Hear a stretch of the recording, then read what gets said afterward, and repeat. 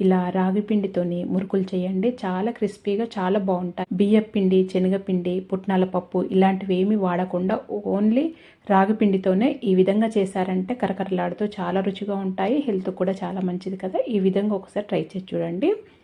ముందుగా పొయ్యి పైన ఒక కడాయి పెట్టుకొని 3 కప్పుల నీళ్లు వేసుకుంటున్నాను.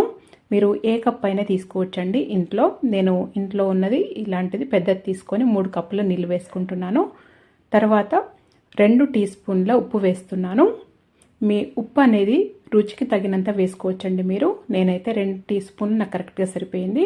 2.5 టీ స్పూన్ల కారం పొడి వేస్తున్నాను. కారం పొడి ఎంత కారం ఉంది, మీరు ఎంత తింటారో దాన్ని చూసుకొని వేసుకోవాలి ఎప్పుడు ఉప్పు కారం అనేది. అలాగే 1/2 టీ స్పూన్ పసుపు వేసుకోవాలి. దీంట్లో నేను నెయ్యి వేస్తున్నానండి. 2 టేబుల్ స్పూన్ నెయ్యి వేస్తున్నాను. మీరు వెన్నపూస అయినా వేసుకోవచ్చు, లేదా నూనె అయినా వేసుకోవచ్చండి. మూడిట్లలో ఏదైనా వేసుకోవచ్చు. బటర్ కూడా వేసుకోవచ్చు. నేనైతే నెయ్యి వేసాను. వేసిన తర్వాత మూత పెట్టేసి ఈ నీళ్ళని మంచిగా మరిగించుకోవాలి.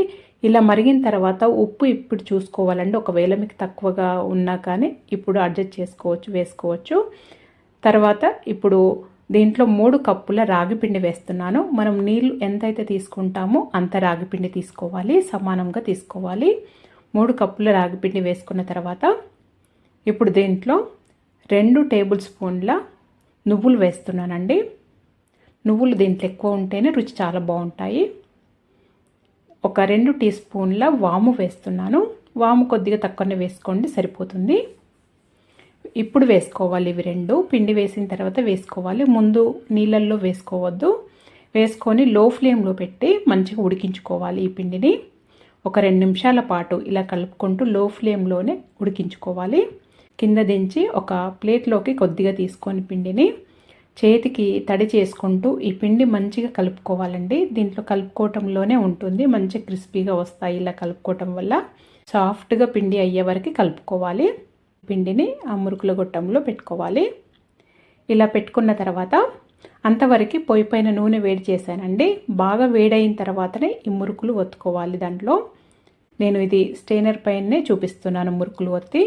మీరు లేదా ఒక ప్లేట్ పైన ఒత్తైనా వేసుకోవచ్చు, లేదా ఒక క్లాత్ పైన కానీ కవర్ పైన కానీ ఒకేసారి 4-5 ఒత్తైనా వేసేయచ్చు ఆయిల్లో. ఒక ప్లేట్ పైన అయినా కానీ ఒత్తి వేసుకోవచ్చండి.